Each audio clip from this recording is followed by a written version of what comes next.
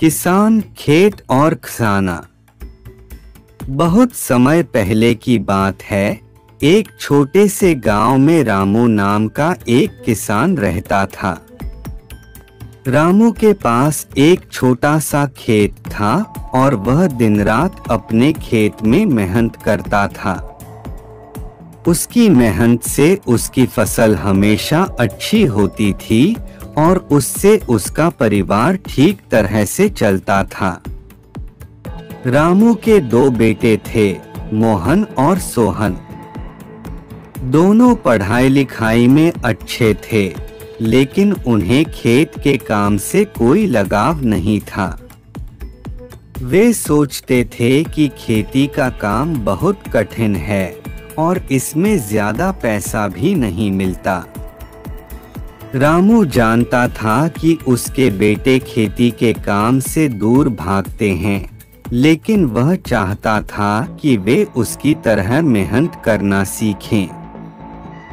वह अक्सर उनसे कहता, देखो बेटा, ये खेत हमारी सबसे बड़ी संपत्ति है।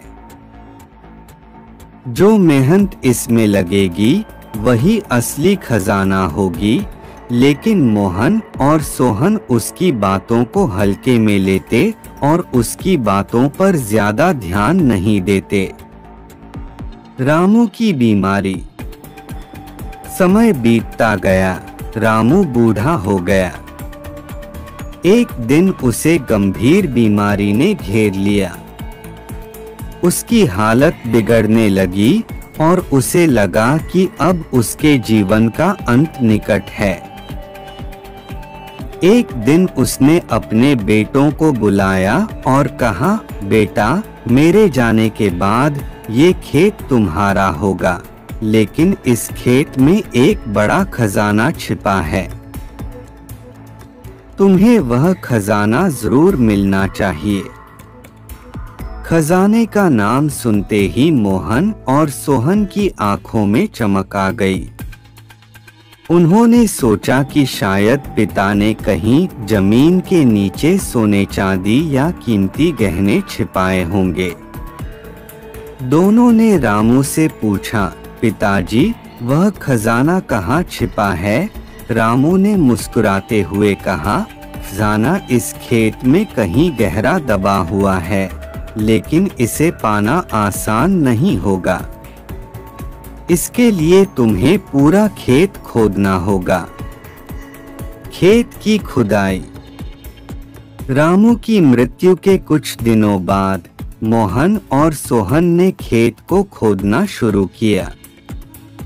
दोनों भाइयों ने पूरे खेत को तसल्ली से खोद डाला, 1-1 इंच की जमीन टटोल डाली, लेकिन उन्हें कहीं भी खजाना नहीं मिला। दिन बीतते गए और उनकी मेहनत जारी रही, लेकिन खजाने का कोई निशान नहीं मिला।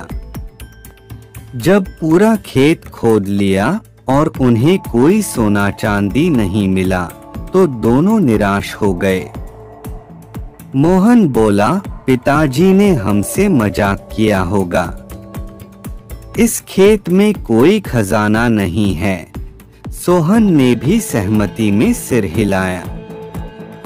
दोनों भाई अब सोचने लगे कि उन्होंने इतना समय और मेहनत व्यर्थ में बर्बाद कर दी।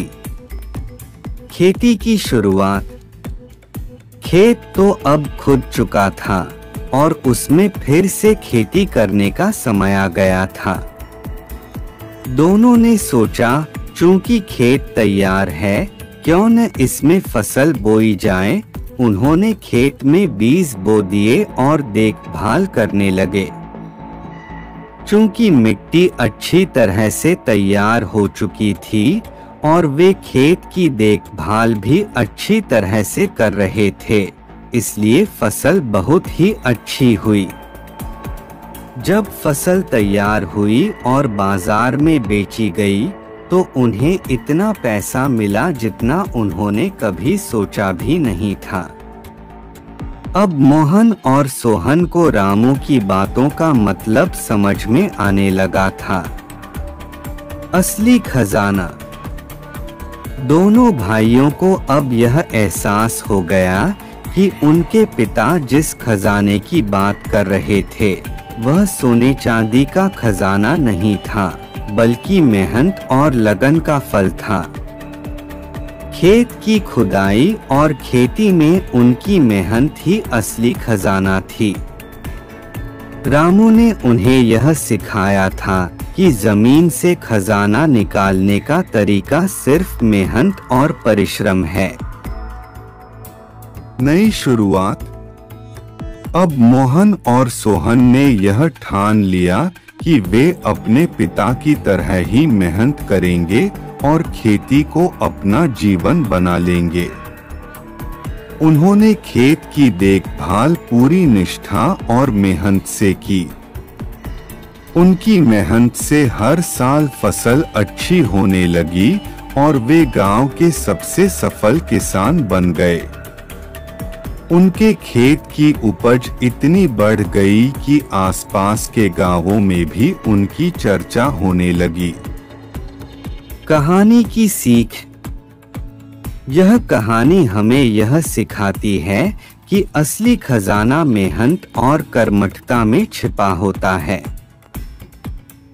अगर हम ईमानदारी से काम करें और मेहनत करें तो उसका फल अवश्य मिलता है। खेत का खजाना कोई सोना चांदी नहीं था, बल्कि वह मेहनत और परिश्रम था जो फसल के रूप में सामने आया।